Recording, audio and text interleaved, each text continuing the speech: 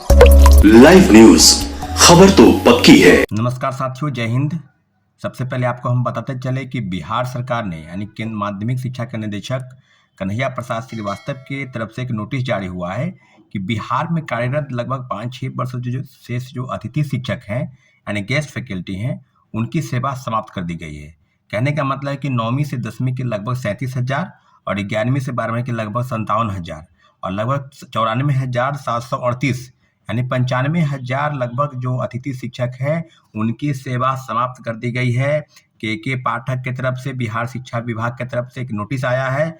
बहुत बड़ा सवाल है और आज के दिन में, आज के समय में इस तरह का जो नोटिस आना कहीं न कहीं उन अतिथि शिक्षकों के लिए बहुत बड़ा धक्का जैसा है, जो लगभग 5-6 वर्षों से राज्य के विभिन्न विद्यालयों में अध्यापन करा रहे हैं और उनकी सेवा एकाएक समाप्त कर दी गई है साथियों।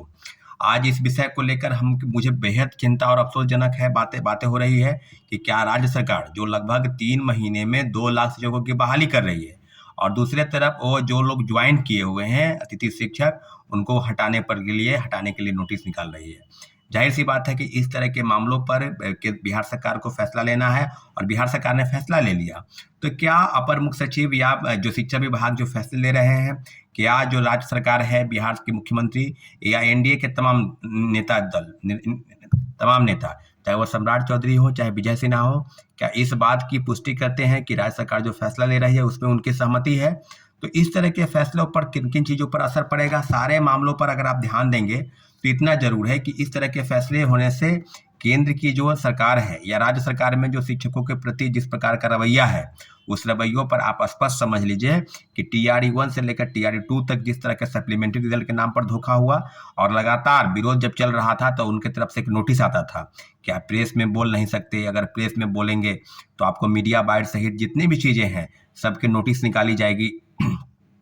और दूसरे तरफ धारा 144 बीपीएससी गेट के पास की धारा 144 इसलिए हम लगा रहे हैं क्योंकि हम सेकेंड फेज के बहाली के परीक्षा फल के प्रकाशन के संदर्भ में किसी प्रकार का बाधा उत्पन्न न हो, कोई प्रोटेस्ट न करे, कोई शिक्षक अभ्यर्थी हो या छात्र नेता हो, उनका आंदोलन बीपीएससी गेट के पास न हो, तो कई चीज़ों को लेकर उनका धारा 144 लगा रहे हैं। 1 महीने तक लगा हुआ था और गिरिभान सेल में जो एप्लीकेशन डाला गया, सब मामलों को लेकर अगर आगे की तरफ बढ़ेंगे तो सप्लीमेंट्री रिजल्ट में पहले 4700 पद की सूची भेजी गई, वो भी काफी प्रोटेस्ट हुआ। आपको याद होगा कि गर्दनीबाग धरना स्थल से लेकर और सब चीजों पर, इस सब मामलों को लेकर 2 अप्रैल को एक बहुत बड़ा प्रोटेस्ट सप्लीमेंट्री रिजल्ट के नाम पर सेकेंड फेज की बहाली में जो शिक्षा विभाग द्वारा 14,700 पदों की सूची भेजकर उसे रोक लिया गया। तो सारे लोग 1 to 5 से लेकर 11-12 तक, कहने का मतलब कि प्रारंभिक से लेकर उच्चतर माध्यमिक तक जितने भी अभ्यर्थी थे, सब इंतजार कर रहे थे कि रिजल्ट आएगा और सारी चीजों पर अपडेट वो बता रहे थे। तो क्या इस तरह के मामलों पर राज्य सरकार की गंभीरता किस प्रकार से काम कर रही है? क्या सप्लीमेंट्री रिजल्ट के नाम पर जिस प्रकार का धोखा और षड्यंत्र पहले महागठबंधन की सरकार और आज एनडीए की सरकार, तमाम बड़े लोग, चाहे सुशील मोदी तो स्पष्ट बोलते थे कि 40,000 पदों पर सप्लीमेंट्री रिजल्ट आना चाहिए। तो क्या 3 चीज पर बीपीएससी ने स्पष्ट दावा किया था, drop out student, multiple result और फर्जीवाड़ा। तो ये मल्टीपल रिजल्ट 14,700 बना था जिसको लेकर बीपीएससी तैयारी भी कर रही थी, लेकिन एकाएक अचानक बिहार सरकार के फैसले से वो रुक गया और सब सीटों का घालमेल चल के जो खेल हुआ वो आप समझ लीजिए कि तीसरे फेज की बहाली में टोटली रूप से भंडाफोड़ हो चुका है। तो सप्लीमेंट्री रिजल्ट में काफ़ी चीज़ें हुई। टीआरई 1 में दर्जनों याचिका दायर है। कंप्यूटर साइंस के अभ्यर्थियों की तरफ से एक नोटिस जो है बीपीएससी को गया है, शिक्षा विभाग को गया है। 4 सप्ताह में हलफनामा के दौरान आपको एक जवाब देना है। दूसरी तरफ उर्दू के अभ्यर्थियों के लिए नोटिस आने वाला है।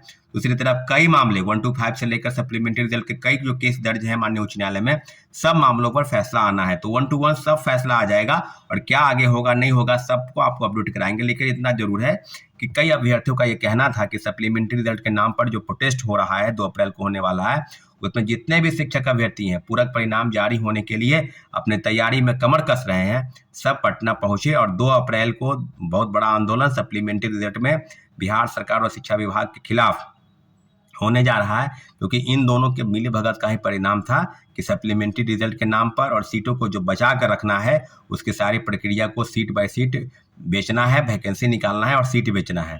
और सब सीटों को टीआरई 1 से लेकर टीआरई 2 तक आपको पता है कि प्रश्न पत्र लीक मामले में जो आरोपी है उन्होंने स्पष्ट कहा है कि वो क्वेश्चन उनके हाथ में चला गया था। तो सारी चीज़ें आपको अपडेट करा दें और आने वाले समय में सप्लीमेंट्री रिजल्ट के नाम पर एक बहुत बड़ा आंदोलन 2 अप्रैल के दिन होने वाला है। इसलिए जितने भी शिक्षक अभ्यर्थी सुन रहे हैं वो 1 तारीख तक पटना पहुंच जाए और 2 तारीख तो निर्धारित स्थल से प्रोटेस्ट के आंदोलन की शुरुआत होगी और निश्चित रूप से अपने लोकतांत्रिक अधिकार के लिए लोकतांत्रिक तरीके से हम अपनी लड़ाई को अंजाम तक पहुंचाएंगे साथियों। और धन्यवाद। जय हिंद। हमारे चैनल को आपने सब्सक्राइब नहीं किया तो भी सब्सक्राइब कर दे। जय हिंद। लाइव न्यूज, खबर तो पक्की है।